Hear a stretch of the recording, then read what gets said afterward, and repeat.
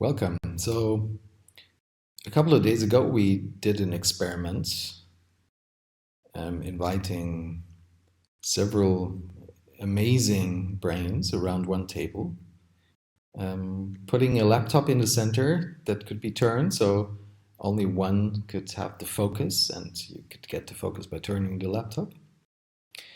And we decided we wanted to speak about the question of how do we organize global supply in a sustainable way. If you're looking for content in this direction, you're in the wrong place. We didn't manage to discuss that, but I think we nevertheless had an interesting discussion. There's a second disclaimer, which will inevitably be raised, and I want to address it right away. These are all men around the table, not because we didn't invite any women. We take extra care of doing that, but because unfortunately no women could make it. So we hope in the future that will change, but we will just keep inviting men and women equally. Okay, with that, if you watch it, I hope you have fun, and please give us feedback, because we want to improve this and turn this into something that people can do at home with their friends and share deep and meaningful conversations about different subjects that need to be shared and discussed.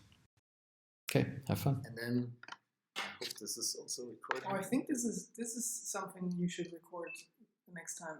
Next time, the whole thing. Yeah, because so? this kind of like intro is for everyone who listens to this. Mm-hmm. Very important piece of contextualization.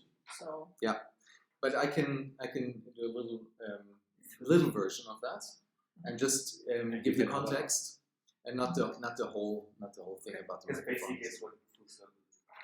So maybe it needs an introduction as well. Yeah. Okay.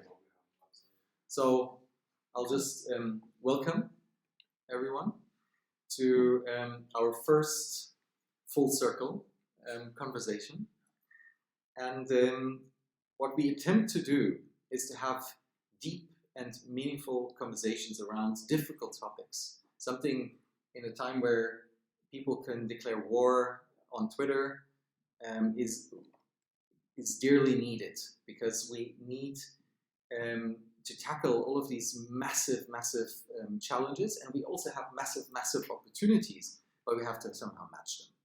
And I think gathering the brightest minds we can gather in an easy way, in a way that other people can also repeat and share that with everyone.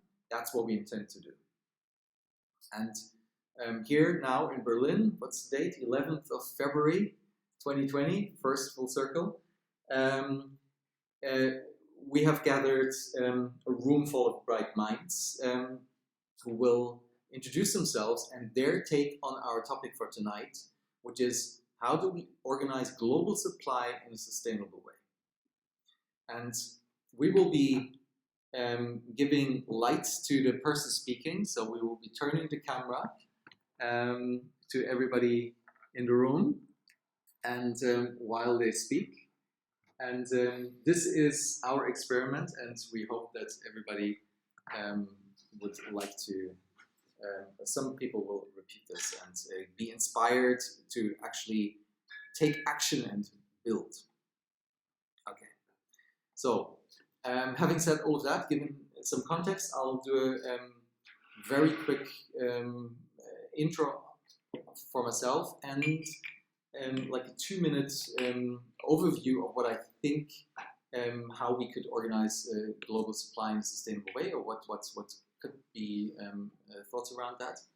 And we will just keep it rolling until we get bored or come to a conclusion, whichever comes first.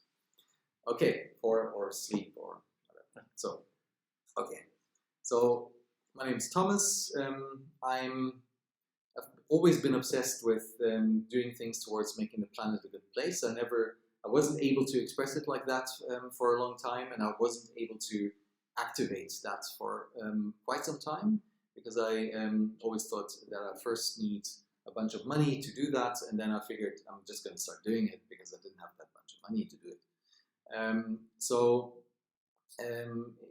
I believe that we have the opportunity to put together technology in a thoughtful and wise way, the exponentially growing capabilities of technology with the mounting challenges we have, which, to paraphrase Greta when she was interviewed 2019 in Davos, she said, after being asked, what do you want to change? She said, everything. So in my view, everything has to and will change. Everything meaning the way we organize our society globally. And when I map this onto, and this is my idea on how to think about global supply, and when we map this onto organizing global supply in a sustainable way, I see first of all that we will have much less need for long distance supply chains. We will move things very close to ourselves. The things that will be left to be moved around the globe will probably be humans who want to meet other humans in flesh, unless we have technology that allows us to have the same kind of feeling when we met here in this room and not on some video chat.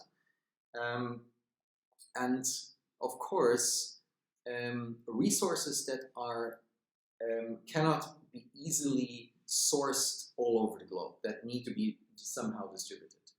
But I believe that the main function of a global sustainable supply is no global supply almost at all. And the bit that happens, of course, has to be not only autonomous, but driven by the sun, and in a way that it can be slow. So it should be something that can move slowly, that there's no requirement for speed. So a good logistical framework that knows when stuff will be and needs to be where it can anticipate things, so we can move those streams around the globe. This is a rough sketch, and I'm not going to say anymore because I'm curious about what else is coming. So I'm hand over to Frank. Hi, I'm Frank. I'm also driven by the pursuit of making things better and make the planet better. I tried several ways in the past. 5 years ago, I founded Drone Masters as an incubator for vertical mobility. And the idea behind it is basically that I'm convinced that flying and electric flying will give us a tool, in a way, some means to transport people and good without having to build infrastructure.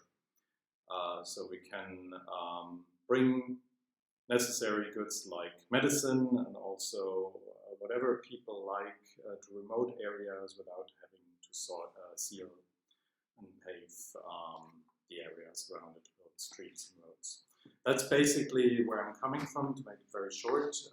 When I look at global supply, I'm rather here to listen and to understand what other ideas are out there, because we are pretty much, and I'm pretty much convinced that we are entering a new fascinating world of mobility where this can help a lot to solve some of the major challenges of human mankind. Period. Good. So, hi there, my name is Malte, and I'm actually really into biology and systems since I was a little child. And that's the reason why I'm studying like systems and how systems are working since I'm the age of 6 or 7, and I was really like into whales and maritime industries. But besides that, somehow I studied economics and ended because I didn't believe like in the way economics not really works, but how we think about economics. And that's the reason why I today believe if we talk about like how society works and how our economy works, that we are at the first time in the history actually that we can understand that we live on a global system, and that we can actually solve that. So we don't have to collapse our society because we destroy the planet. We can move further. So and that's the reason why I believe in biomimicry and also in like what can we actually learn from nature to implement it into technologies in our society. So, for example, into new materials based on fungi or other things to recreate like leather or other things, because I don't believe that we will stop consuming tomorrow. So we can't stop actually with the whole global economic system. So we have to replace it with better products like in short and middle term. That's what I think about it. Hello, I'm Trent, and I spent a lot of my career in the world of blockchain, artificial intelligence, and a lot of electrical engineering too, including design of large-scale systems. So I guess my starting point for all this is, what is it that we're aiming for? If civilization had a single objective function, what would it be? And how I think about that is, as a simple framework, is Maslow's hierarchy, where at the lowest level you have the basic needs: food, clothing, shelter, water. And then one level up, health and education, and all the way to the top you have self-actualization. And so the ideal then, if it sort of is an objective function, is 100% of people have self-actualized, which means the opportunity to self-actualize. And every single person might have their own idea of that. It might be writing poetry, it might be starting companies, it might be flying to space, or it might be playing video games in your mother's basement. Every single person has their own definition. So to me, I would love if society, I look for ways of helping to pull society along that way. So there's a lot of work we have to do at the lower levels to equalize the opportunity for just the basic needs. But then, pull along people to the next level, the next level, the next level. So such that eventually 100% of people have the ability to self-actualize. And then in terms of how do you go about doing this, we actually have a lot of new tools at our disposal, thanks to IT and otherwise. And also things like how is it that a team of 10 or 20 engineers can design a computer chip of 10 billion transistors in a month? That's an enormous amount of complicatedness. It's not a complex system, it's a complicated system. And they actually have methodologies for this. And it accounts for highly variable things too, crazy manufacturing variations, crazy variations in temperature and all this, yet it's still possible. So the global supply chain has a lot of complicatedness, probably not a lot of complexities, just complicatedness. And I was asking myself before, like, am I an expert at this at all? Do I have any way to think about this? And then I came to realize there probably is no people out there at all who think about this in a big way, except for maybe a few random scientists at the Scientific Institute or something. So I think it's okay. We have to all give ourselves permission to think about this. We're all humans on this, ball of dirt, and we can ask ourselves how we can help. And I think one heuristic is, these new technologies are giving us a lot of wealth, blockchain, AI, these sort of things, as well as related to what Thomas is framing. My way of putting that would be global bits, local atoms. Because bits we can move freely, and we can share a lot of information, and atoms can stay local as needed. But then, when you go to move atoms, then how often do you truly need to, and so on. Rewind 1,000 years, no one bothered moving atoms globally, and they were fine. So that's maybe a starting point for them.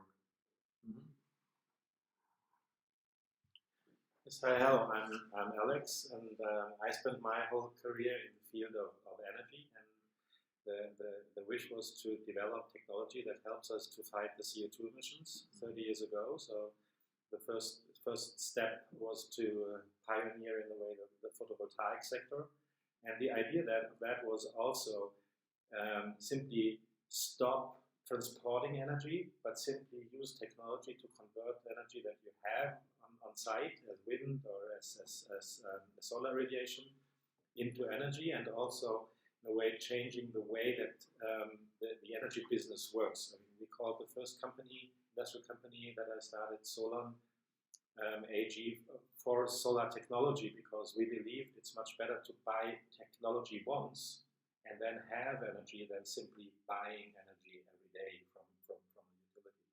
So that was the approach. So adding to the local atoms, I think also the kilowatt hours should be local. And now, 30 years after that, we are pretty much there. I mean, if you look on the development of pricing in terms of kilowatt hours from wind and solar, we are in most of the places on the planet today the cheapest way to create electricity, cheaper than new built gas, oil, or whatever. So this has already worked out so far. But I think we will still have in the next decades a strong need to transport stuff all around the globe. I mean, I think it's a good goal to work with the atoms you have locally, but if you look on the specific raw materials that are not distributed equally over the planet, and I think you will need, and you also have different talents in different parts of the world that are able to do things good. I mean, there was a reason why they transported silk from China to Italy a few hundred years ago, because they were good in simply doing that. And I think it's very difficult also to look for all these capabilities to be distributed equally over the planet. But I think it's very important to have rules and regulations that are working on the supply chains, helping not only the hardcore measurables like CO2 emissions or other footprints, but in a way to create in a way a unit that you can link to a product that makes it transparent to the consumer, what kind of footprint this product is producing along the value chain to the ecosystem, to the overall ecosystem. So that you have the idea that we are working on in the moment in a very early stage is to create a unit that is reflecting the costs on the ecosystem. It's not monetary costs on your bank account, it's the cost on the ecosystem that the product that you consume today is adding to the future. So it's not. It should not be a new euro or a new US dollar. I think it's a new dimension that's added. But to make this happen, I think there are some changed rules and regulations also needed that reflect that to each and every part that is traded from one partner along the value chain to each other, these data are collected and are linked to this special piece of work or whatever. That is then added to more and more complex products along the value chain, but that you have in a way the possibility really to make the footprint that this actual part that you are buying, whether it's a trouser or a shirt or whatever it is, that this is adding to the future. Because I mean, this is I think a very, very helpful, could be a very, very helpful tool once it's developed, to give to the customer the ability back to decide what's good and bad. I think that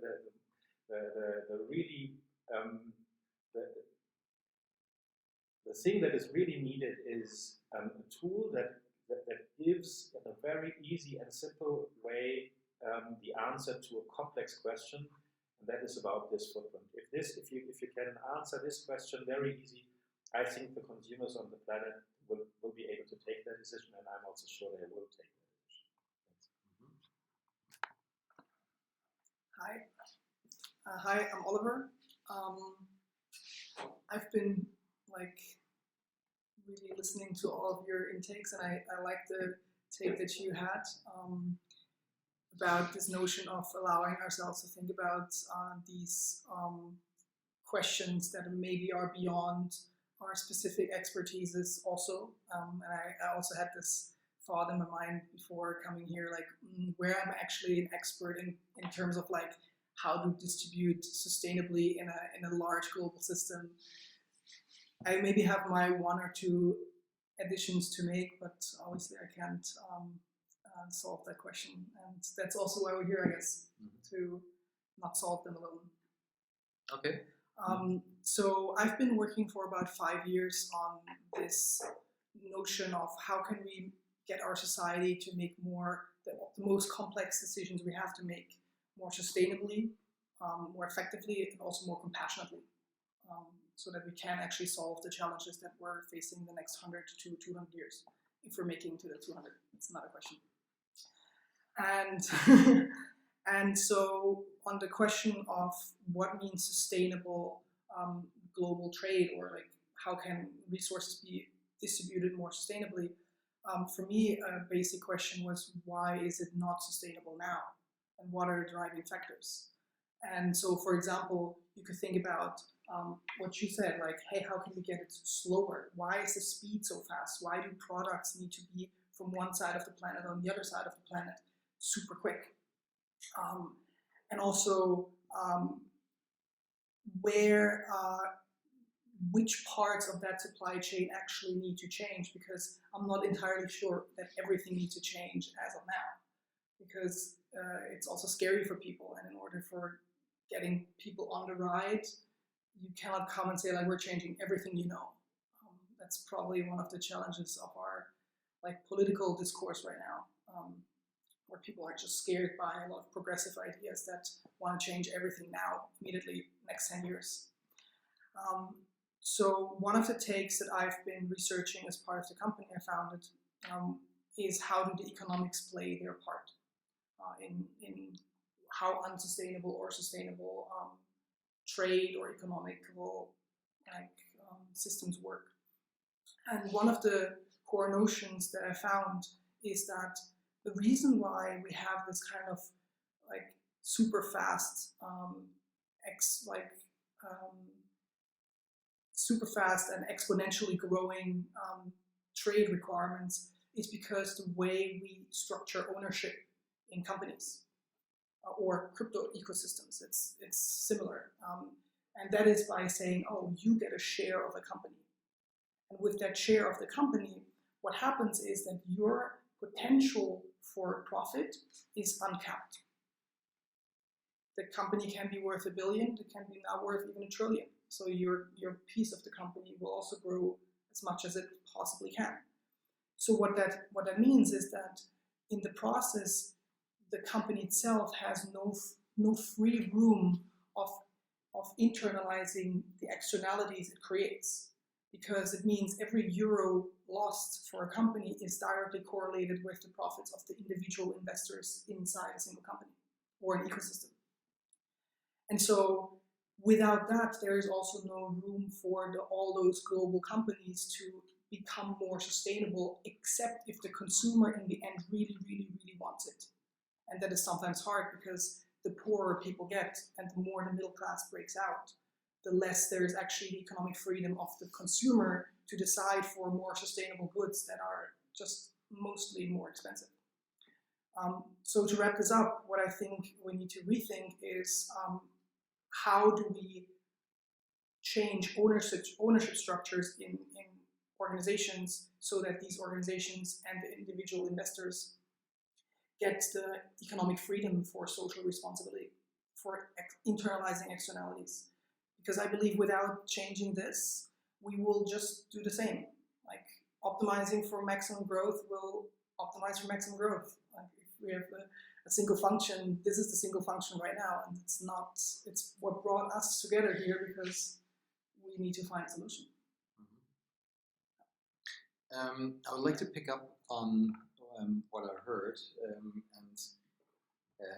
because I just realized while all of you were sharing what a weird and super courageous act this actually is, because everybody says, I don't know anything about global transport or global supply chains, but still we're willing to come together and actually talk about this in a public way, although we don't know anything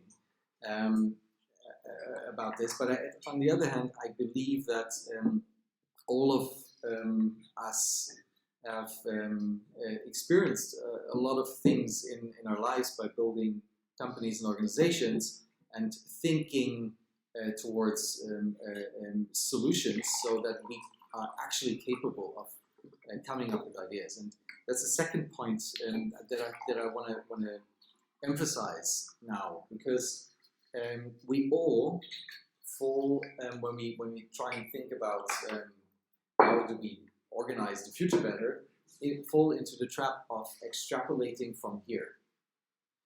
And this is even more courageous and even more difficult, trying to detach from the here and looking at the world as a bunch of possibilities and opportunities that we have created, and we have the opportunity to reconfigure them however we want.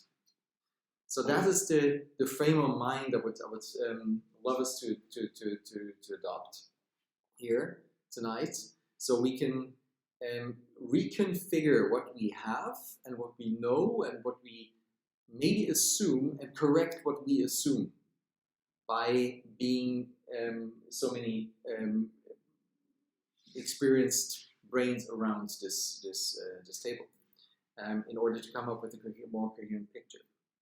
And what I from a perspective of the discussion that I want to just pose as maybe as a starting point, and then I would be interested in your views. I heard that there might be less need for transport, so that atoms and energy and as the most important or truly important elements for supply of anything have to stay in the as local as possible, and that somehow ownership has to change around this. So I'm falling in my own trap. Ownership might not even exist anymore, because we all co-own this planet, or to turn it around, there's a very interesting notion I took away once from Israel, where a rabbi who was fighting for the peace process, he turned the notion around that the people said the land belongs to us, and there's all of these different religions and tribes who say this is our land. And he said, no, this is not.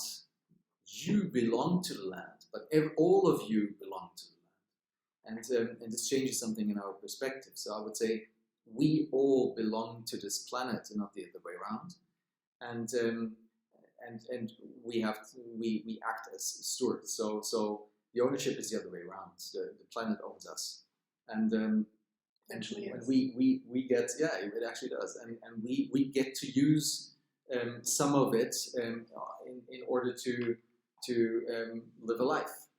And what came down for me to two elements that weren't mentioned so much. You mentioned something about refinement, like silk and talent, and how will refinement work? So we can agree that somehow we can have atoms somewhere, and we have energy locally, and now we need something that creates something useful out of those atoms with that energy, probably. How does that work, and how does the decision making work around what should be created, where and when, and or don't we have to make decisions because we have so much abundant energy and atoms that we can transform into anything, and get rid of any need of moving stuff around. So that's some high-flying triggers, and whoever feels triggered, I would love to hear your. I'd like to add something, because first of all, I love the quote of like being the owner of what you're actually doing, and ownership in particular things. But I've written for Thomas' book 50 Years, a quote that I think it could be fairly interesting for the point of view that we maybe look it from the wrong perspective. Because I've written something that we don't go outside and say we destroy our planet today. So we don't do that. So nobody goes there and says today, oh, I'm gonna deforesting or not deforesting, but I cut those trees down and I destroy our planet and all these things. I don't think that the human actually is doing that. So the question I have is why we harm someone else in a certain way. So for example, why do we go somewhere and cut actually all the trees down without actually thinking about the consequences at all? So so we go there and then we cut them down and we keep them for ourselves because we want to sell them somehow. But ownership would mean, in my experience, on my point of view, is that we take those trees and give them those who need them. So you have the sharing model again. So co-creating something also means like what is actually necessary to live in this abundance world on Maslow's hierarchy, for example, that everyone has something that they can share with someone else without harming nature or someone else. And in my perspective, it's really hard because it goes down to everything we do on a daily basis. And we go through many decisions when we try to grow a company, for example. Do we actually need this type of company to go further? Or do we cut down and say we don't do anything at all because we don't need that?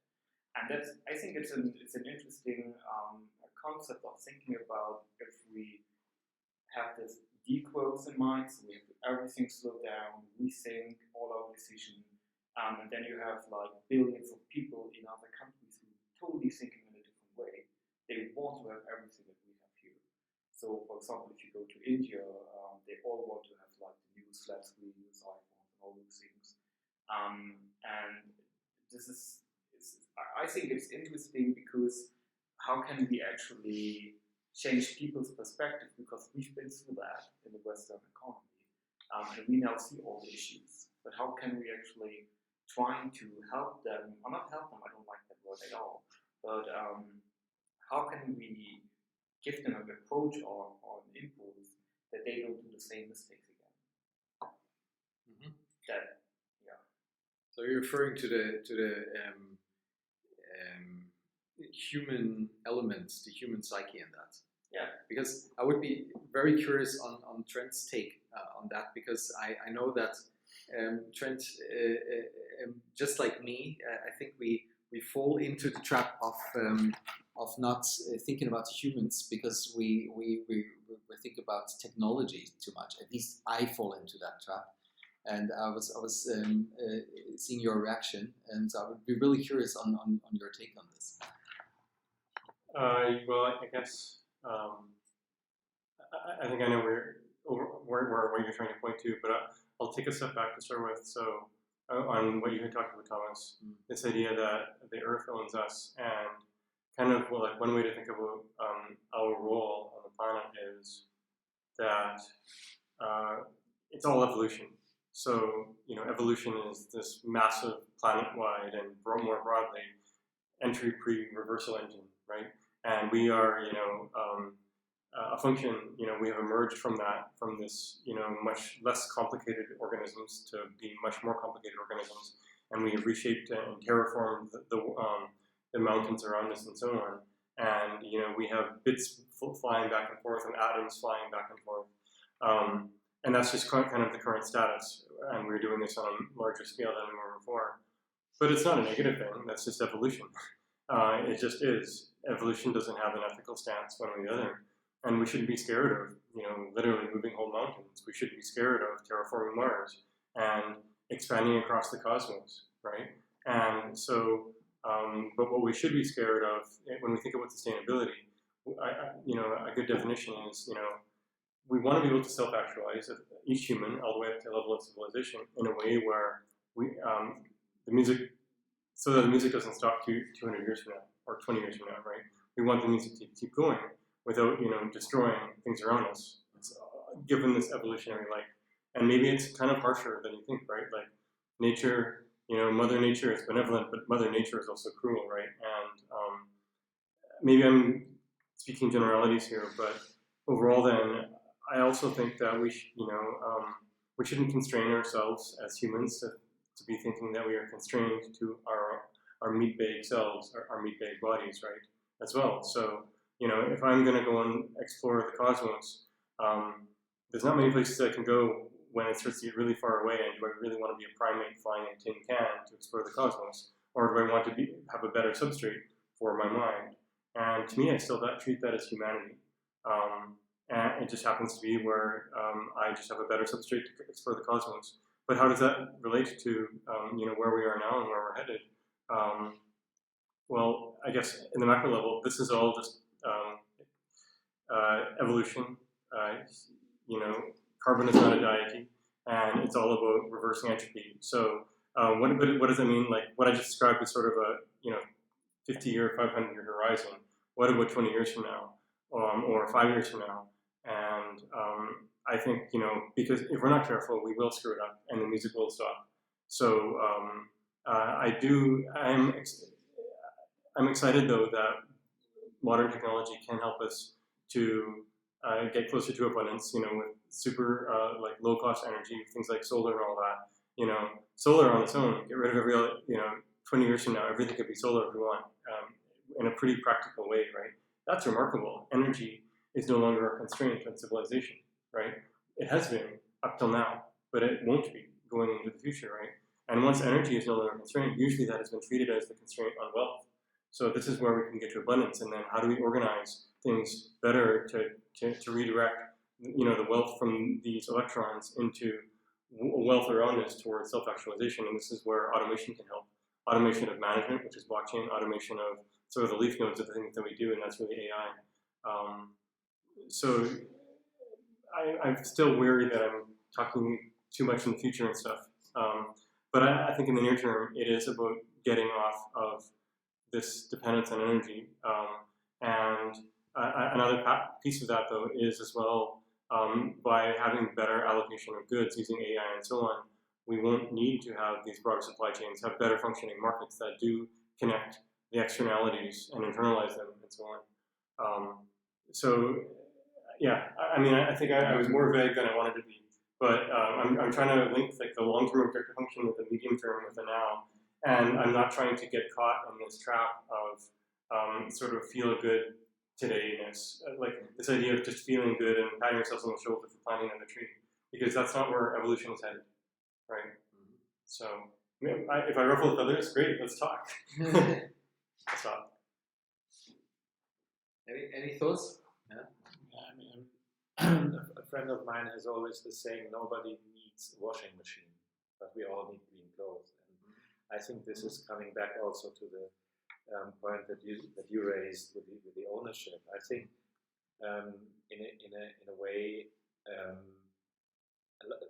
lot of the products that we are used to buy, there is no need in a way to own these products. I mean, you don't want to buy light bulbs, you want to have light in the room and so on. And I think a very important thing is to decouple in a way the business and the trade and everything that we do to share wealth also in the society has to be separated from selling also atoms. And I think if we follow that way, we will have a big incentive to use the atoms that we use in a way that they function much longer than they do at the moment, because it doesn't make sense to ship products around the planet that only last for 1 or 2 years, but maybe 10 times, 20 times the lifetime, but you still will be able to do much more business on these products. So I think this is a thing that this will only have a chance if you have a unit that is also coming as a new dimension to the pricing that we have in the moment, that gives us in a way a feeling like, before we had the smartwatches and iPhones, nobody calculated the steps, but I know a lot of people who have changed completely their behavior simply because they are now able to read very easily how many steps they did a day. And if you look over the last 3 or 4 years, they folded the number of steps they did, and in a way they changed their life, but it wasn't so hard at all. And I believe if we make it more transparent, what is in a way, an admirable goal to reach. So we have a unit to measure this. I think we will be able to change the way that we run our economics over the years drastically. It will be drastically after 10 years, but it is not this feeling that shocks everybody away, because I mean, to do 100 steps more next month, if you do 3,000, is not a big change. But if you do this continuously and you end up in doing 9,000 steps a month, and on average a day, 3 years later, this is a big change. And I think we have to trigger these dynamics so that you have, in a way, a subconscious change. So in a way, everything stays like it is, but while doing that, looking back after 4 years, you have changed the world. I think this is this is the underlying dynamics to deal with the psyche that we have as human beings. Compounding effect. Yep. Do you want to say something? Yes, Oliver. So my question that is lingering in my head is, since we all come from very different areas of work and have had our own little like slices of solutions that we can see for the bits in which we're working, and taking on what you said in the beginning, how can we get from this dreaming to what's possible now? Maybe want to pose a question to everyone, like, what would be one concrete thing that could be done in the next 3 years in order to kickstart a solution that is in your particular domain to feel very impactful, if you don't have any money limitations also. Okay, any maybe not, but like if you had, for example, say a cap of 10 million bucks that you had to your disposal to start a solution, what would be a thing that people should focus on? I would like to build on that because it ties into the connection I see between actually what the three of you were saying, because in essence it ties back into what do we need and want for a good life, right? So we're buying stuff that we don't need. There's this big thing about we buy stuff we don't need with money we don't have to impress people we don't like or something like that. Yeah, you can buy. Sorry? Poster, you can buy. You can buy that poster, yeah. So you don't have to buy it, you just heard it. So, but that's a function of the requirements of the exponential money supply that feeds the exponential speed machine of our economic system at the moment. And so that's not something we need. That's something that this machine needs to feed itself.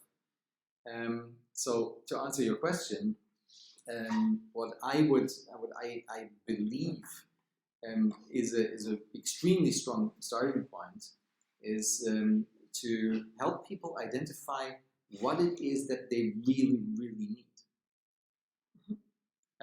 I think that's where it starts, because when people understand that, usually people don't ask at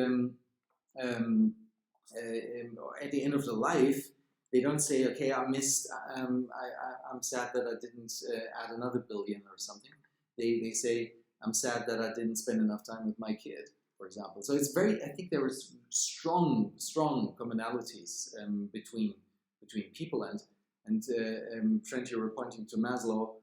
I think that's a great way of looking at that kind of stuff. But I don't think that's enough. I think there can be more. But you wanted to build something on that, maybe. Yeah, I mean, to Oliver's question too.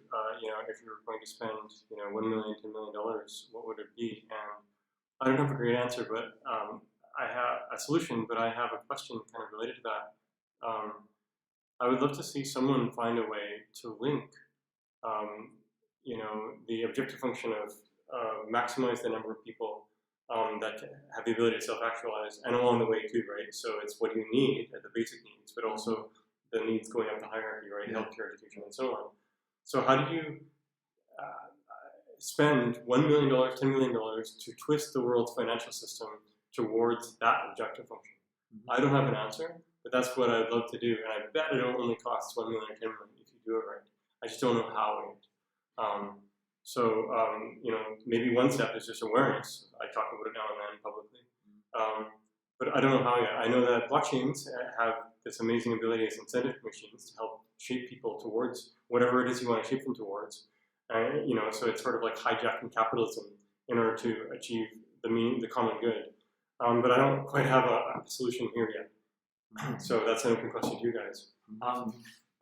Because actually, a lot of those things when we talk about, haven't talked a lot about like supply chain and which we actually all here for. But I think it comes down to the suffering or human suffering a lot. So we buy things we don't need. You said that already. So in my opinion, if we have only 10 million or whatever it is, we have to find ways to like read early books by Bohm or other philosophers who writing or Socrates or whatever.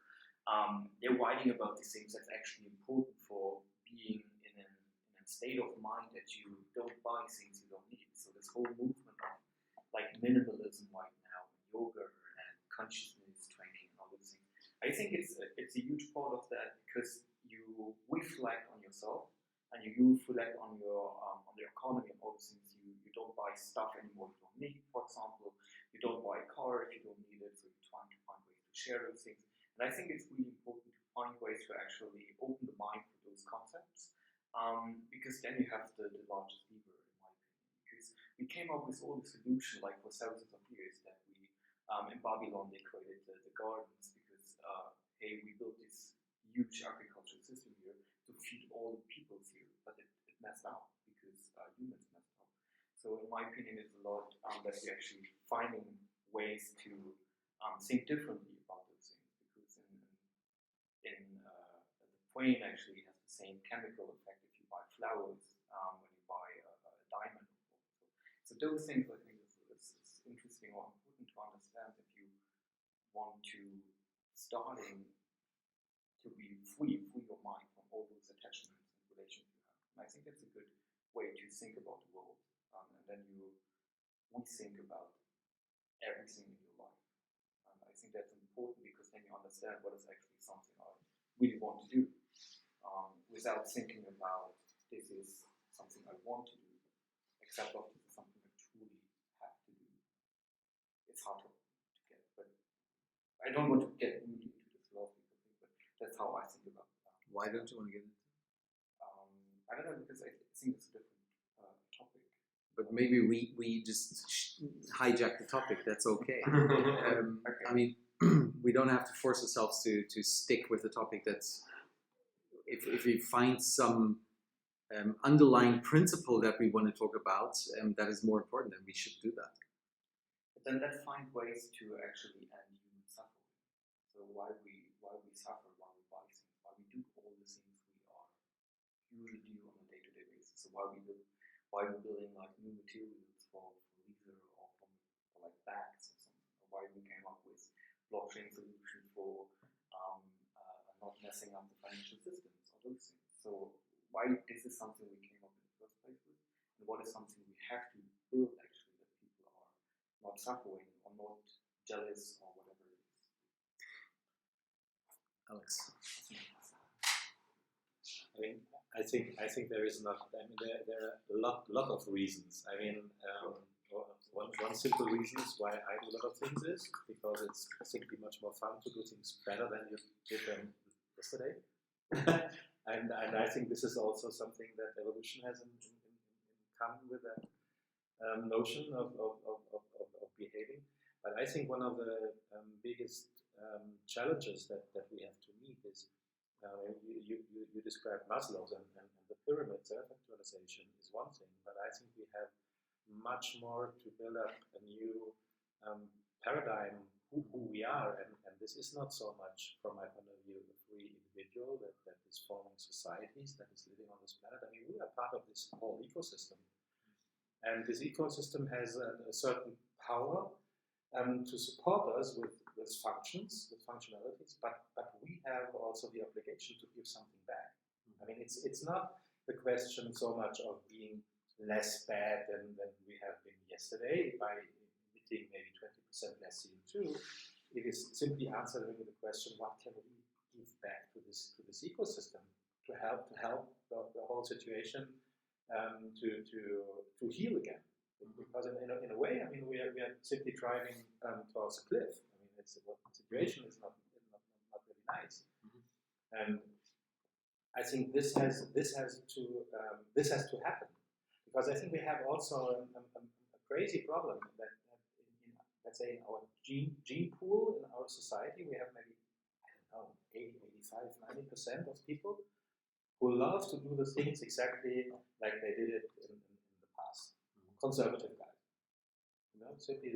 And this behavior is really good if you live in a sustainable way in your environment, because if you do that, it's very dangerous to change things. So the group of people who are enabled or who are happy to change things, they are a strong minority, and this has always been.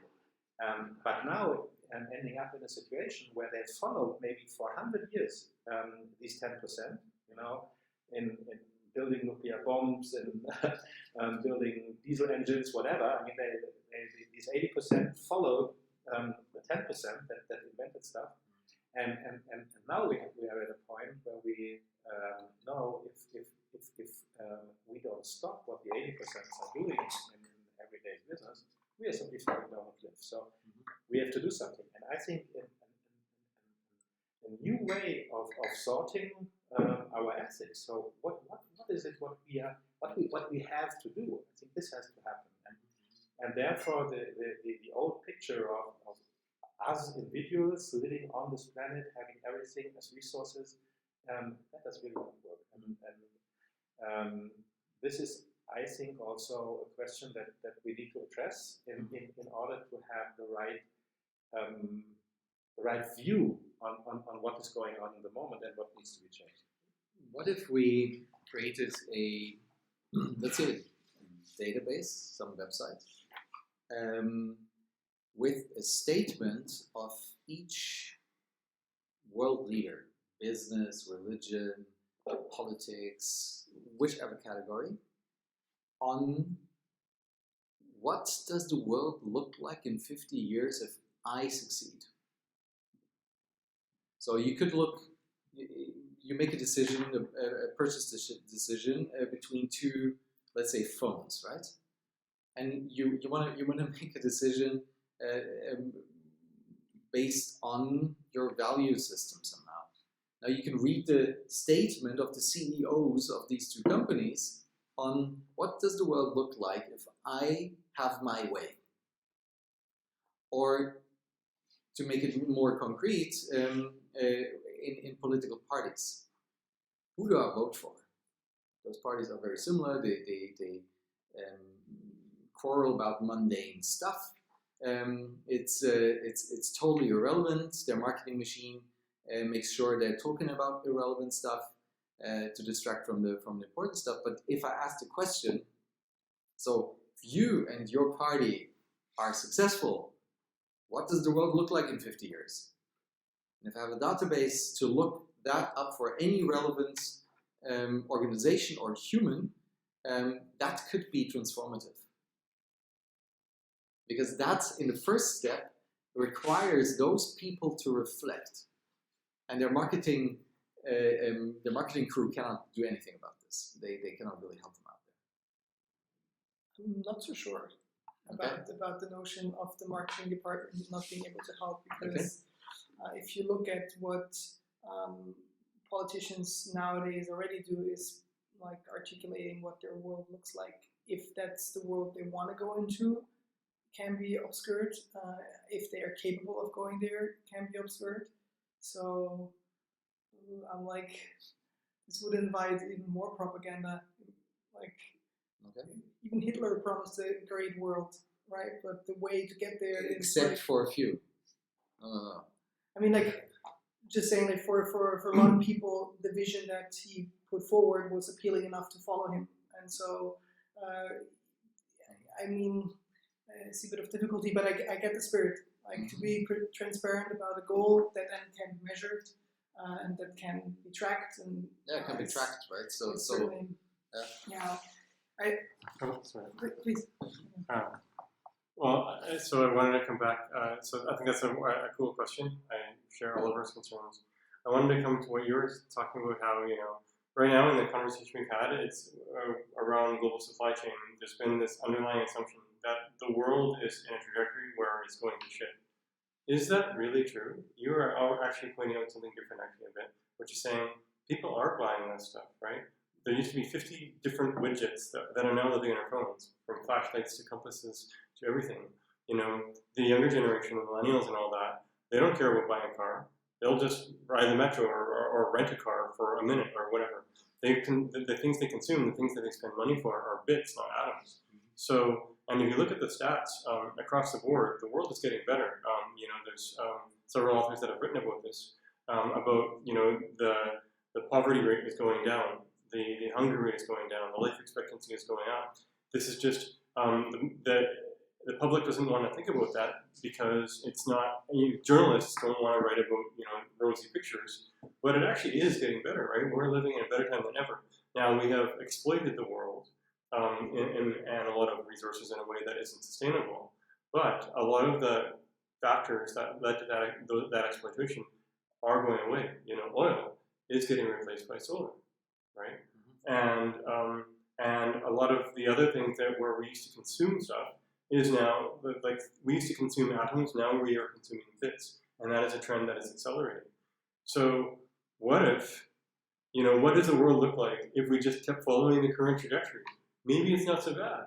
And I'm just going to throw that out there. I don't know for sure. I'm going to throw that to you though. Maybe we don't need to change the damn thing. Maybe those 80% of people have the right idea. I want to put that out there. But then because I like that, because we know all the statistics about life expectancy, people living longer, but on the same hand side, we see that people actually are obese, mental health issues is dramatically increasing the last few years. So from one perspective of well-being, we're actually suffering much more than we've been 50 years ago, for example. So we're missing something actually with all this digitized thing. Of course, maybe we live longer because we have better medical care system and all those things. But at the same side, we are in a state of mind that is not helpful for humans, in my opinion. Because if you talk to people, they feel lonely, they feel depressed, they don't like their jobs and all those things. So maybe now this is time of this purposing or whatever. But I don't know if this is the right thing to say just because in general everything looks better. Yeah, and it's also, I feel I'm a bit skeptical about these numbers because, like you already hinted at, it's like we have made this kind of growth and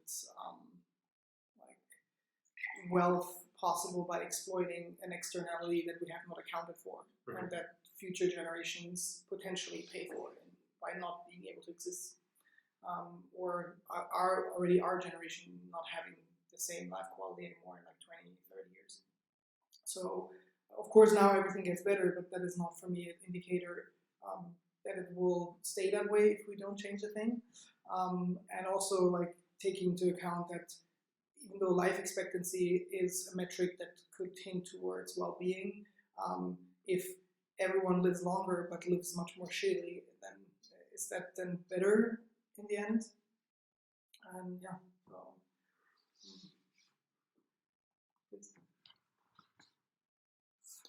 There are for sure a lot of things that are moving in a good direction. That is for sure. But I think that this is very much from the focus of us as human beings.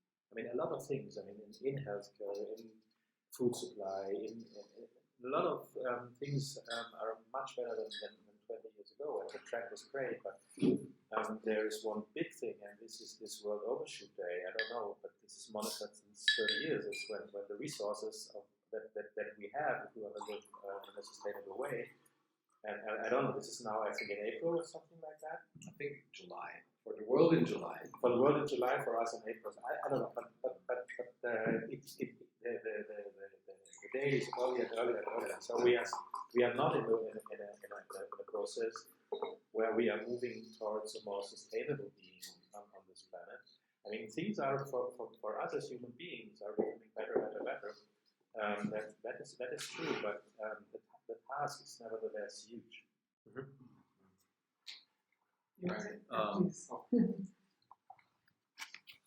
Trenk, you just talked about underlying assumptions. Is the world probably better than we think? Might be.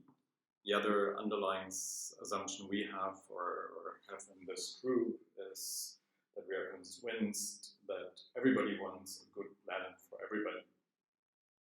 But we already touched the issue on the topic of evolution.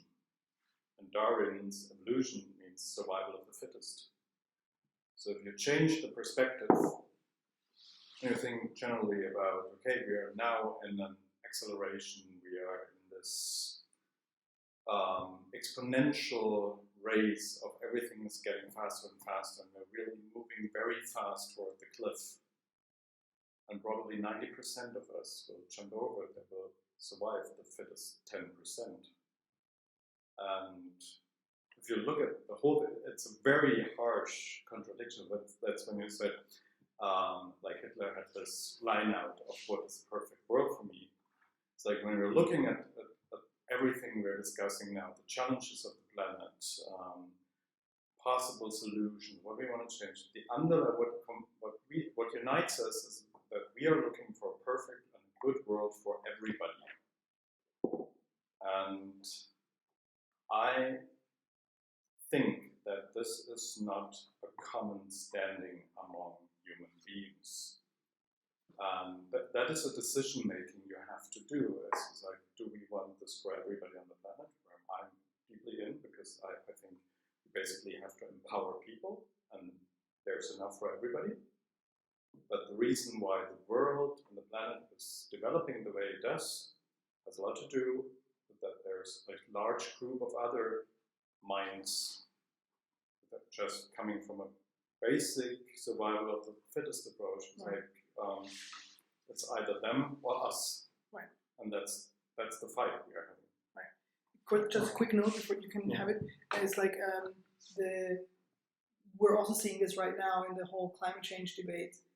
Lots of those people who publicly oppose like the notion that climate change exists are super rich people that benefit from the delusion that it's not existing, and all have their bunkers already built in New Zealand, where when things shit hit the fan, they have already everything planned out. So it's more of a notion of, like accepting, like you said, accepting there is different motivations in the global context, and how do we design systems in whatever way, economically, technologically, that account for the people that create environment where we cannot have all these nice things that we're dreaming of right now. So probably you don't have to look at the really worst people. Probably it's something like Jesus versus Noah's Ark. It's two different approaches to handle a difficult situation. Either you take everybody with you, or you decide, okay, take two of each. And then we decide, survive the big disaster, and then we're going on to the next step. So I'm just going to point to the evolution thing in a hopeful fashion. It's important to disambiguate this concept of sort of dog eat dog, survival of the fittest, as you characterized. That's actually not quite what I meant when I was talking about it. I was really talking about evolution over a broad timescale of billions of years and so on, where it's really about reversal of entropy and complexity arising over time. And evolution itself doesn't care about anything in a sense. It's just more, things, complexity emerging on top and whatnot. But that's actually useful if we're thinking about a civilization scale thinking going forward, 10 years, 50 years, 5,000 years. A funny thing about evolution that most people don't know is it's actually not about survival of the fittest. It's actually about killing off the least fit. So I actually, in my career in AI, half the time, over 25 years, was on simulated evolution. So I did a lot of experiments, trying out different things and whatnot. And one of the things that the field as a whole had arrived at was that it really doesn't matter about picking, the top 2 or 5 or whatever. It's really about, you can have really robust convergence, improvement over time by just killing, 10% least fit every generation, etc. And I think that's actually very useful because it's hopeful, it's useful, it's actually a better model of what's actually happening in the world. It doesn't mean though that the fittest can't try to run away and get more and more fit, like we're seeing right now with technology, megacorps and stuff, right? Right. But it still leaves you with the question of the definition of what fit actually is. Yeah. So you alluded to fitness as a function of accumulation of money. It can be something else. It can be collaboration, for example. So maybe that could be worth a discussion. Thinking about what does fit mean in that context. I have a very quick answer from just the evolutionary competition perspective. Fit is, or evolution perspective, it's simply the ability to reproduce. That's it. Nothing else matters. It's like, do you die before you reproduce or not? That's it. Yeah, but to be able to do this, there is no need to be the best one in the competition. Exactly. You have to be adapted to the niche that you have found in the ecosystem. There is no need to be fit. You just can't be the super crappy unfit. That's it. Yeah, exactly. Yeah. Super crappy unfit. Those are the people who die. Everyone else lives and reproduces. But if you look for animals like crocodiles or sharks, whatever, I mean, sharks are under pressure right now, but over the last few 100 million years, I mean, they live pretty much unchanged. Yeah. That's okay. They're in their niche, right? Yeah. This is another pattern of evolution where there isn't one big global pool, you have a whole bunch of different niches, right? And initially there was just one niche, but then a niche managed to evolve and adapt in order to squirt out and fill another pool, if you will, right? And then squirt out and fill another. And now we have all these different diverse pools, and now and then they merge, but usually, different species can't cross reproduce and whatnot. So this is just how evolution is. It's a different model than we were taught growing up and whatnot. But this is actually a much better model of what's actually happening. This is actually a good segue to answer the question I posed before myself. So the kind of general frameworks in which we're having the conversation right now around what to optimize for, what is the evolutionary pathway of the scenarios that are potentially here. If we're looking at the current economic system, we're having a system that's actually not like organisms would work, right? Like except maybe cancer, but even cancer dies off. Like if it grows too big, the host dies and then the cancer dies. That's very likely what the current economic system will produce, is this explosive growth that mimics more survival of the fittest than the death of the weakest link, which would be probably sounds hard, but probably a better, more sustainable solution for global supply of energy, and that energy can have form of a phone or whatever. Like that's a representation of the energy that we put into things. And so, to answer that question from before, where I think what we need to do, and if we had a couple million to do this, is to articulate and demonstrate a credible vision of how economic change works in practice, and create an ecosystemic dynamic that would change the rules under which success is defined. Because right now, success is defined who can get the biggest part of the pie, right? But if we can define success with, hey, how can people actually be profitable by collaborating more? Or they have, like, that's why coming to the economic model limits their own profits, their like monetary profits, but get in return a lot more soft profits, like more stable environment, more happiness, less stress, on the very individual level. And one of the models that I've been fascinated over the past few years that potentially could make that possible is a model called steward ownership. I'm not sure if everyone's familiar with how that works. So essentially, it's a new way of creating reward structures inside organizations. So instead of giving a person a share that entitles them to an infinite amount of return, you give them a share that caps their profits and that ties the success of the individual to the actual profitability possibility of the company they invested in, either time or money. What that does is it structurally removes the greed, because it introduces a cap on how much how much the individual investor can make. And it removes also this ability of creating cheap services that create externality somewhere else, for example, in your data privacy or whatever, by selling off your data somewhere for cheap services. And instead making it much more necessary to focus on being a good service. Because a good service essentially means you make revenue. And if you're actually good at being a good service, meaning you have the evolutionary potential to stay alive, to not be sucky, right? Then you have the chance to stay in the ecosystem, you have a chance to trade, you have a chance to collaborate, and you create for everyone else a much better system, because that amount of money that an individual investor would have optimized for before, like that everything that is over the cap, is now potentially available to be put back. Does that make sense? Makes sense, but I think it's a hack. It's a hack trying to hack something good into the existing system. It's a bridge, if anything. Yes. Yeah, but my question was, what can we do that works in the next 3 to 5 years, not what is potentially a system that we want to have in 100 years, which can look vastly different, and hopefully vastly different. But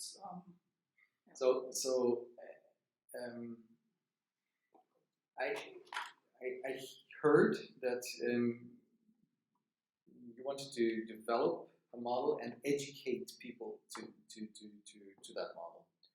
Yes and no. So essentially what the first step would be that there is a big chunk of public money, for example, available to fund organizations that work with these kind of economic reward models, because I can only speak now from my own experience with building a steward ownership company, is it's extremely difficult to raise money in the early stages, because there is little like market demand on investor side, because even though steward ownership companies have over a whole portfolio competitive returns, because instead of just one surviving, 6 survive, but with a little bit less return than a VC company.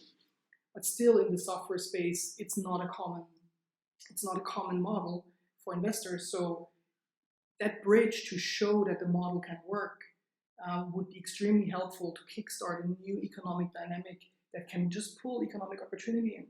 Because as soon as people realize, I can make money in the system, I can make a bunch of money, and I create a system that's actually fairer, which is right now the common like trend of thinking that emerges. I think that is a step, like I said, in the next.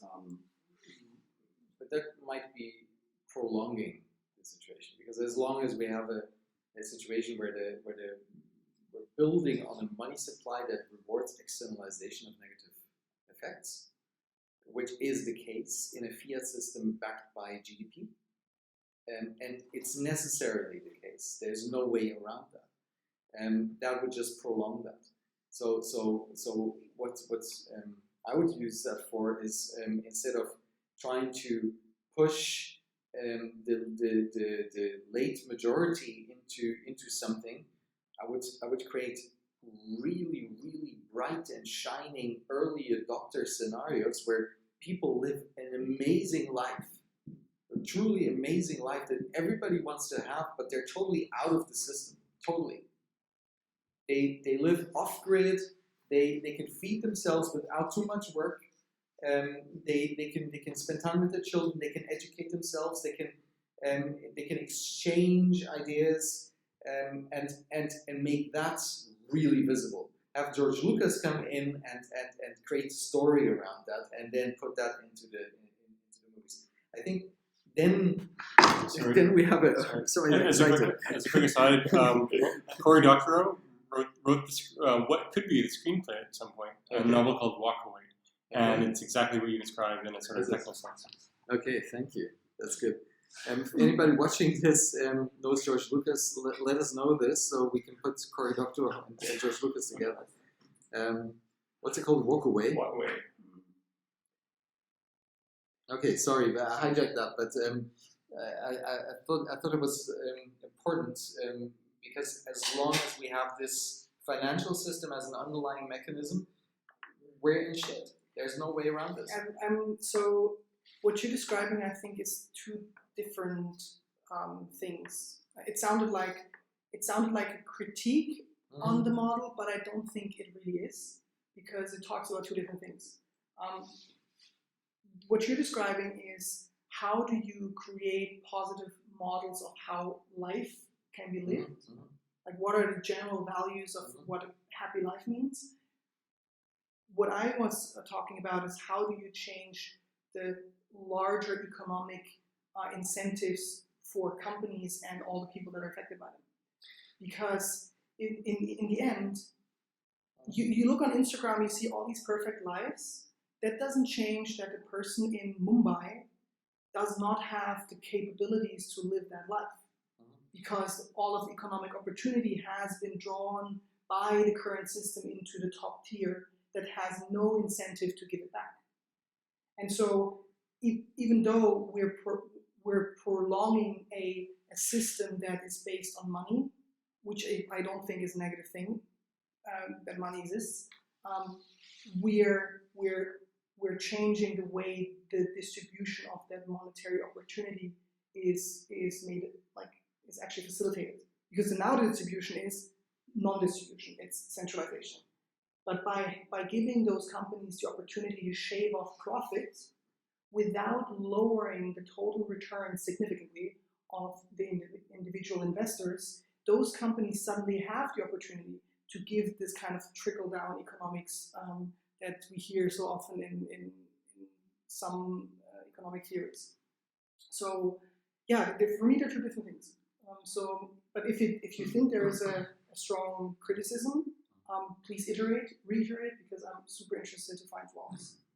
So I think the system itself, so steward ownership and that specific implementation, I think are beautiful models to try and do exactly what you're trying to do, to redistribute some of the money into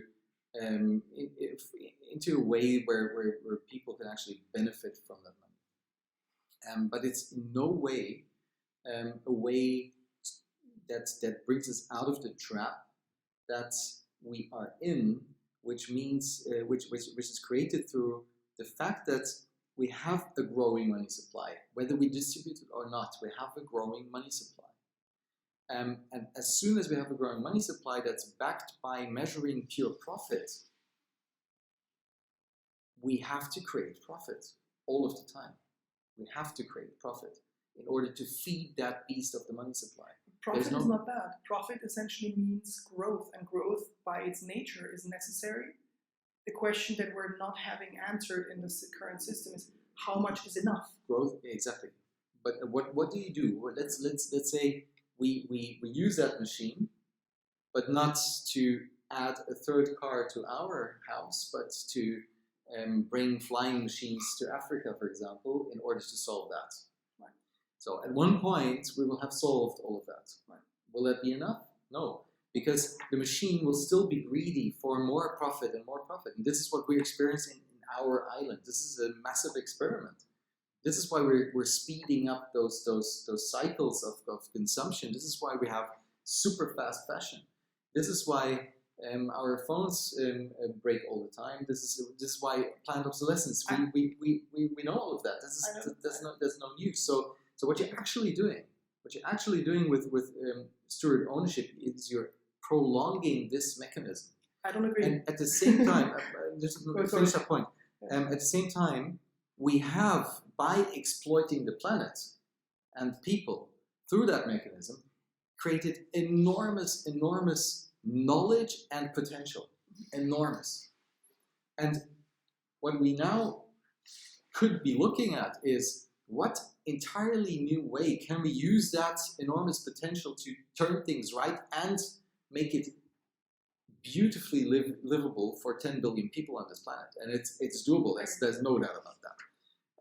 But it requires paradigm shifts of all levels, Right. and so and pushing or dampening the effects of the current system, I think is adverse to that, because then it just prolongs it, and also then you get a late majority trained into a new model, which is, yes, we have a little bit more money, but what you actually want to do is you want to train an early adopter group into an entirely new paradigm that will pull everybody behind them.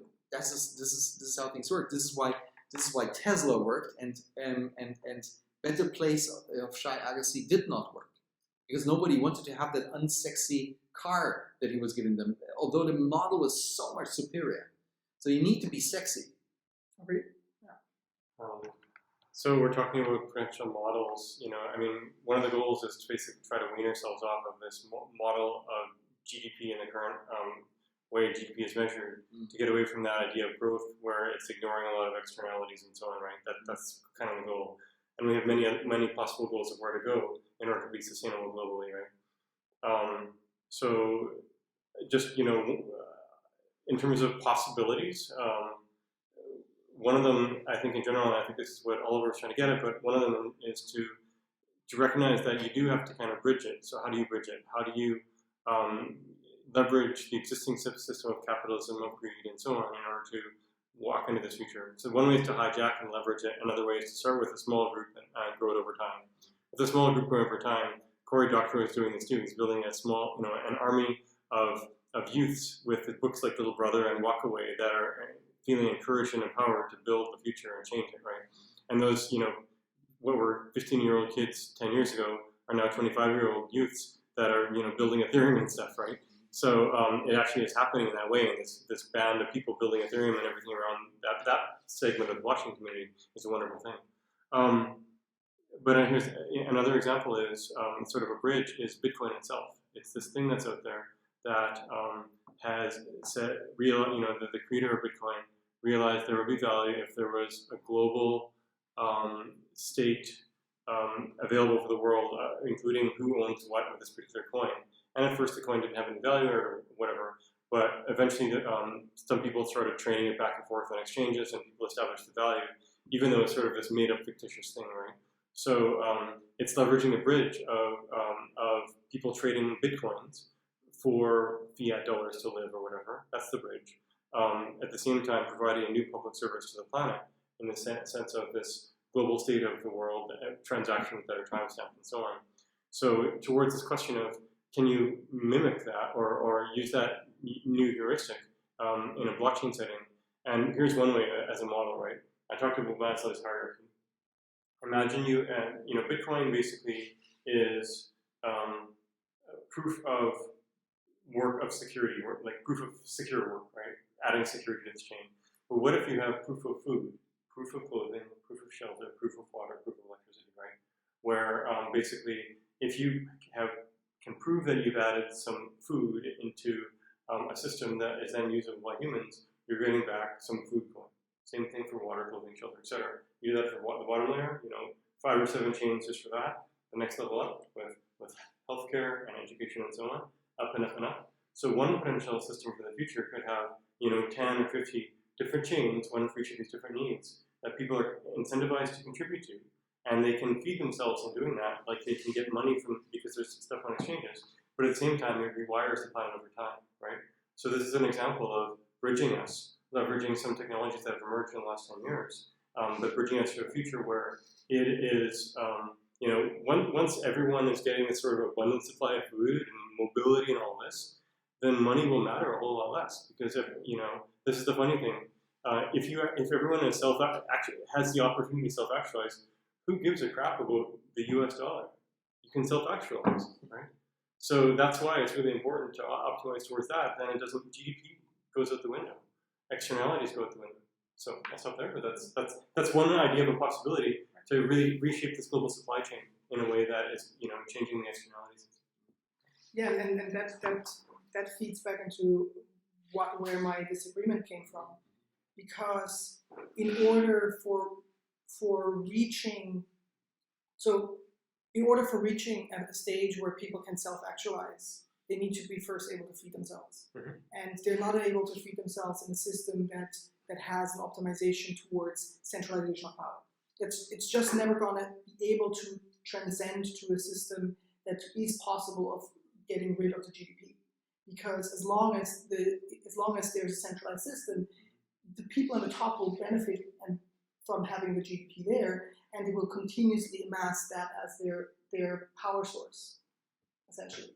And so, even though, of course, if you would think about does it solve the current problems or not, it's probably not. No. So as long as we have the kind of monetary reward structures right now, we probably won't solve them, definitely, finally in the end.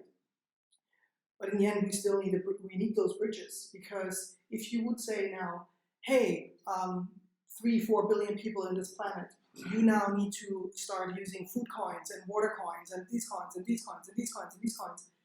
This is not the framework in which most of the people think nowadays, and under which they would be able to make a transition into something else.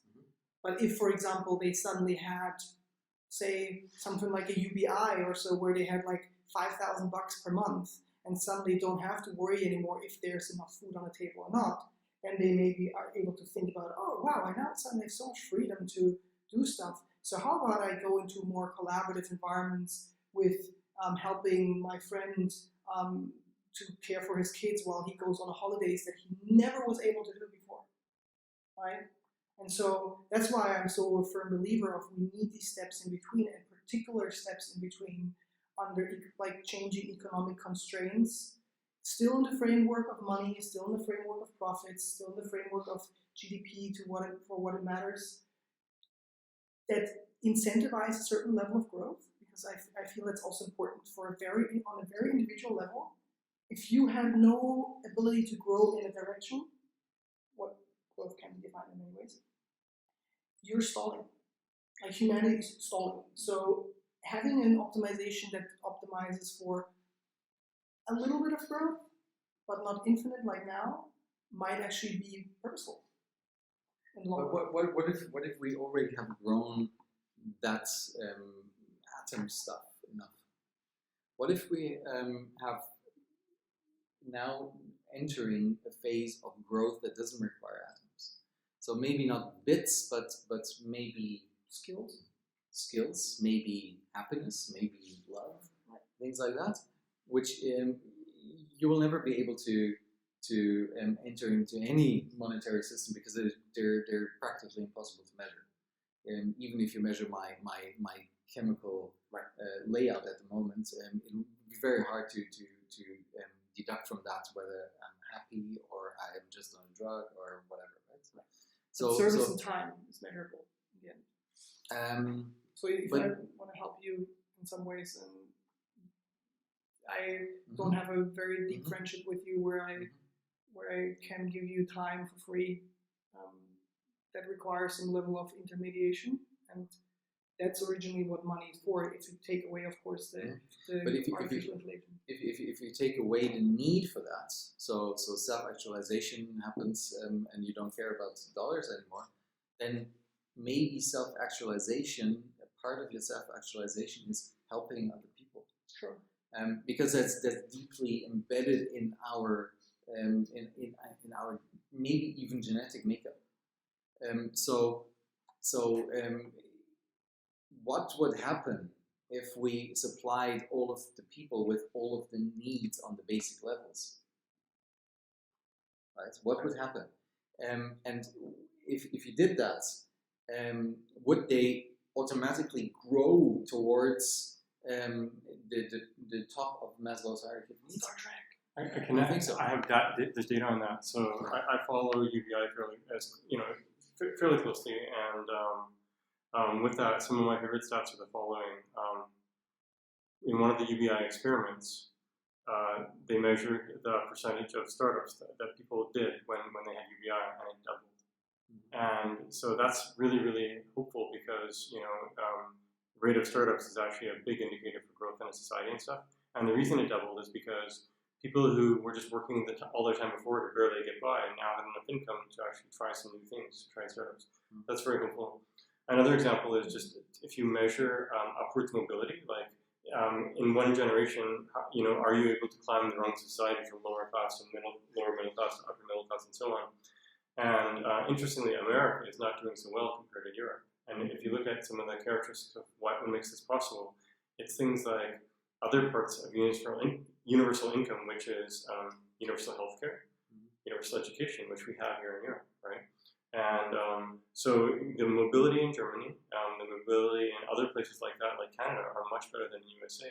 Even though, there's this idea of the American dream of climbing up the ladder, it's actually easier to do in places that actually give you basically sort of a social safety net, but also lower the friction to climbing the ladder, right? So these are some data points that show that, universal basic income for the basic needs, as well as even some of the higher level needs, can help to catalyze economic growth. Yeah, and actually, I'm personally a good example because when I started my company, I convinced my family to give me like 1.5K per month for about 2 years to just focus on what I do without needing to worry. I had basically my UBI. It would never been possible. Never say never, but it would have been a lot harder to make it necessary to sustain a job on the side, to cover for these expenses and have the mind space and the time to dive into this project. Of course, I'm super privileged, but it speaks for the power of something like the UBI. So I'm a big fan too. I think it can do good things. Yeah, and to riff on that then too, so, imagine instead of just UBI, universal basic income, meeting the needs in Maslow's hierarchy, what if you did have universal self-actualization income? So instead of $1,000 a month, what if you had $10,000 a month? That's probably enough for anyone to self-actualize to a degree, right? And if you think about it, that would rewire the goals of society. Like if you have a job that's horrible, you hate your boss, whatever, you would walk out. And that's really useful because then people would be moving towards the things where they're feeling fulfilled and so on, and society would reorganize around what really matters. And also these traditional concepts of GDP and so on, like they just go out the window, right? There's also ways to reconcile that within government with things like futarchy, right? Where people have proposed, basically leveraging prediction markets to help guide government success. So at the beginning of the government, you can predict, am I going to be happy, yes or no? And the summary, I guess, overall is if you can choose whatever measure, like how happy are you, or did you have your basic needs met of food, yes or no, and so on. And you measure that every now and then. People can bet on this or predict, and then they can share in the benefits when the leader meets those goals, yes or no. So, and this is a way where you can align the interests of the government with the interests of the people towards Maslow's hierarchy or whatever. Right. So. Futurity, people are like, oh, prediction markets have been around a long time. Yeah, but they've been really hard to implement in the past. Now it's a lot easier. And the technology is lowering friction. And quite often, that's all it takes, right? Something never works until it does. Right.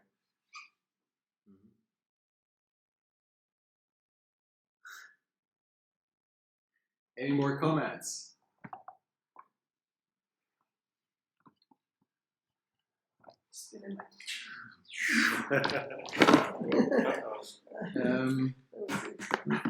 Okay, so I think we came quite a way from trying to look at how do we organize global supply in a sustainable way. We didn't really talk about many things that are moving stuff around, but I still think we had a very interesting and at times very lively conversation. Thank you.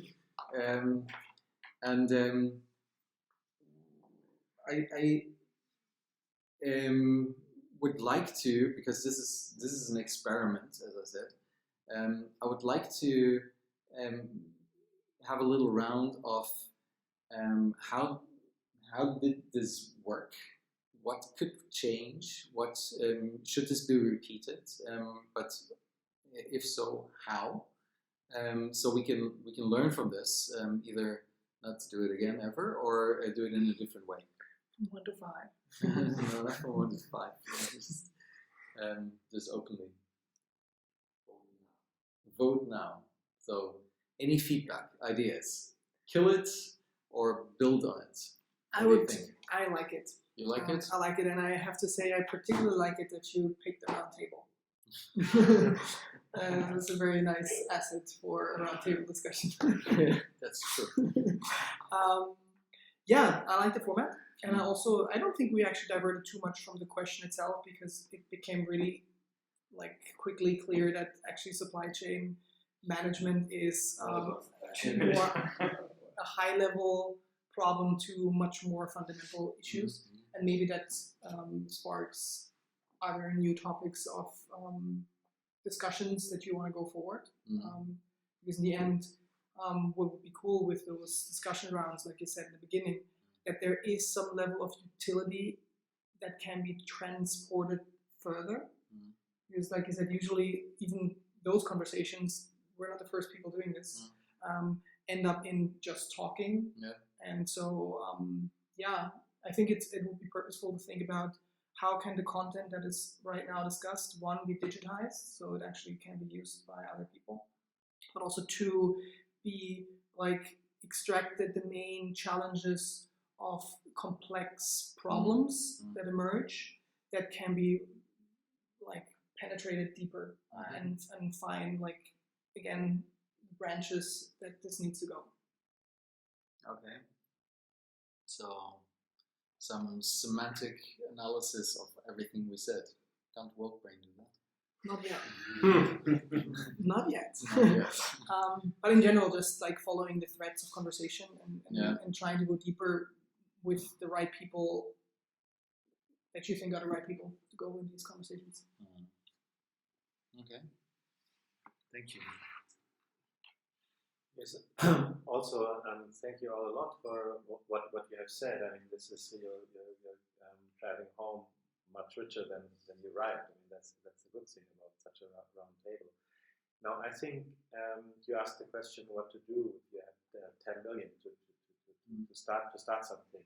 Oliver asked. And I think coming to your point that you need something to attract the early adopters and to create something that is really working, as something that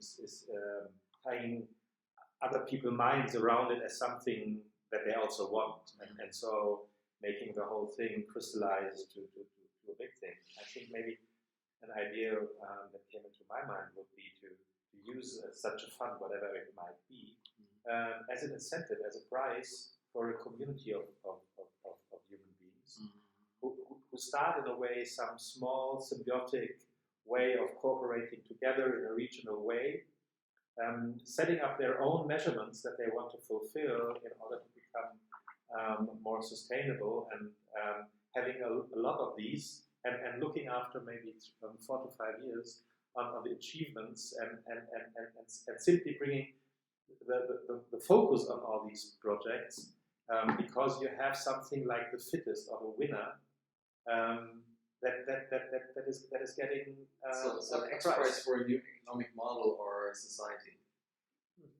Society is maybe a big word, but it should be a group of people forming groups of companies who are working on different levels.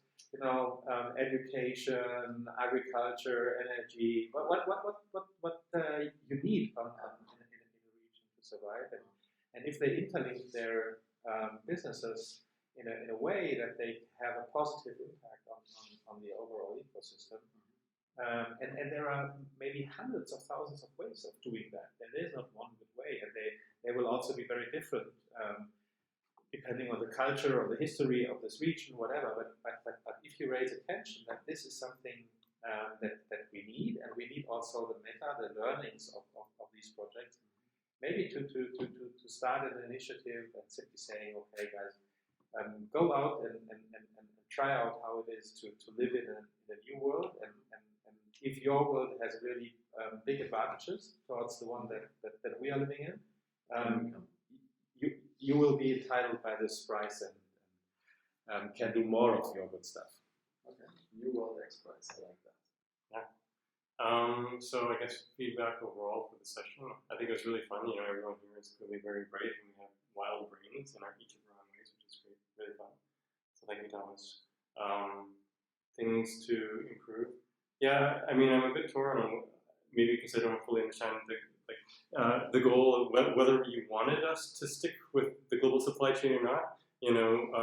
I think we felt more comfortable not talking directly about it, yet at the same time, to really solve global supply chain, we don't have to be supply chain experts. We dwelled a lot on bits and atoms and energy, which are really some of the linchpins, as well as incentives, economic incentives, and shifting what the current incentives are towards some future thing that can benefit us in a sustainable way.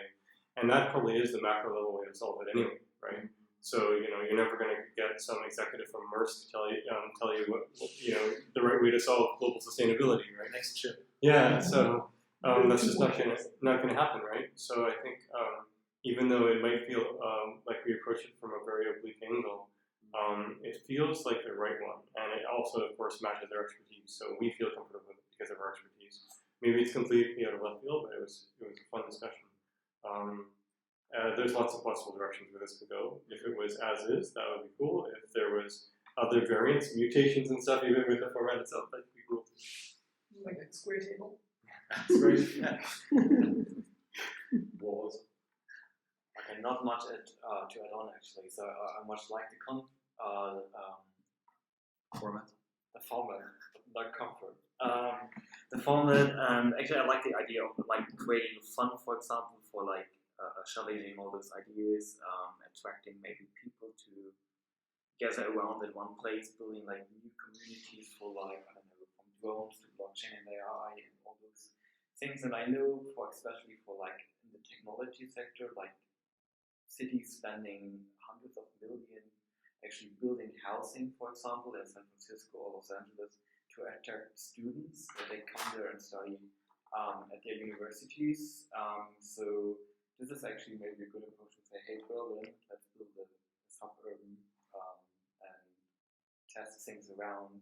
We don't have we have UBI here or whatever it is. So maybe this could be a good project to create an accelerator for society called Humans. Patent pending. Yeah. Overall, nothing to add. It was all said. Thank you very much.